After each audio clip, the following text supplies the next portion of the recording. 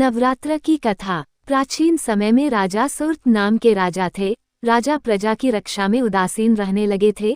परिणाम स्वरूप दौसी राजा ने उस पर चाय कर दी। सुर्त की सेना भी शत्रु से मिल गई थी। परिणाम स्वरूप राजा सुर्त की हार हुई और वह जान बचाकर जंगल की तरफ भागा। उसी वन में समाधि नाम का एक बनिया अपनी स्त्री एवं संतान के दुर्व्यवहार के कारण निवास करता था। उसी वन में बनिया समाधि और राजा सुर्त की भेंट हुई। दोनों का परस्पर परिचय हुआ। वे दोनों घूमते हुए महर्षि मेघा के आश्रम में पहुंचे। महर्षि मेघा ने उन दोनों के आने का कारण पूछा तो वे दोनों बोले कि हम अपने सगे संबंधियों द्वारा अपमानित एवं तिरस्कृत होने पर भी हमारे हृदय में उनका मोह बना हुआ है।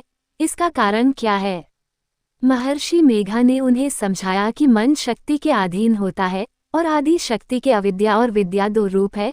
विद्या ज्ञान स्वरूप है और अविद्या अज्ञान स्वरूप। जो व्यक्ति अविद्या अज्ञान के आदिकरण रूप में उपासना करते हैं उन्हें वे विद्या स्वरूपा प्राप्त होकर मोक्ष प्रदान करती हैं। इतना सुन राजा सुर्त ने प्रश्न किया, है महर्षि, देवी कौन है? उसका जन्म कैसे हुआ? महर्षि बोले, आप जिस देवी के विषय में पूछ रहे हैं वह नित्य स्वरूपा और विश्वव्यापिनी है। उसके बारे में ध्यानपूर्वक सुनो। कल्पांत के समय विष्णु भगवान क्षीर सागर में अनंत शैया पर शयन कर रहे थे। तब उनके दोनों कानों से मधु और कैटब नामक दो दैत्य उत्पन्न हुए। वे दोनों विष्णु की नाभि कमल से उत्पन्न ब्रह्माजी को मारने दौड़े। ब्रह्माजी ने उन दोनों राक्षसों को देखकर विष्णुजी की शरण में जाने की सोची, परंतु विष्णु भगवान उस समय सो रहे थे। तब उन्होंने भगवान विष्णु को जगाने हेतु उनके ननों में निवास करने वाली योगनिद्रा की स्तुति की। परिणाम स्वरूप तमोगुण अधिष्ठात्री देवी विष्णु भगवान के नेत्र, नासिका, मुख तथा हृदय से निकलकर ब्रह्माजी के सामने उपस्थित हो गई। योगनिद्रा के निकलते ही विष्णु भगवान उठकर बैठ गए। भगवान विष्णु और उन राक्षसों में 5000 साल तक युद्ध चलता रहा। अंत में मधु और कैटब दोनों राक्षस मारे गए।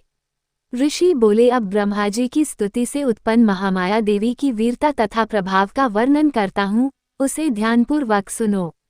एक समय देवताओं के स्वामी इंद्र तथा दैत्यों के स्वामी महिषासुर में सैकड़ों वर्षों तक घनघोर संग्राम हुआ। इस युद्ध में देवराज इंद्र की पराजय हुई और महिषासुर इंद्रलोक का स्वामी बन बैठा। अब देवतागण ब्रह्मा के नेतृत्व में भगवान विष्णु और भगवान शंकर की शरण में गए। देवताओं की बातें सुनकर भगवान विष्णु तथा भगवान शंकर क्रोधित हुए। भगवान विष्णु के मुख तथा ब्रह्माजी और शिवजी तथा इंद्र आदि के शरीर से एक तेजपुंज निकला, जिससे समस्त दिशाएं जलने लगी और अंत में यही तेजपुंज एक देवी के रूप में परिवर्तित हो गया। देवी ने सभी देवताओं से आयुध एवं शक्ति प्राप्त करके उच्च स्वर में अट्टहास किया, जिससे तीनों लोकों में हलचल मच गई।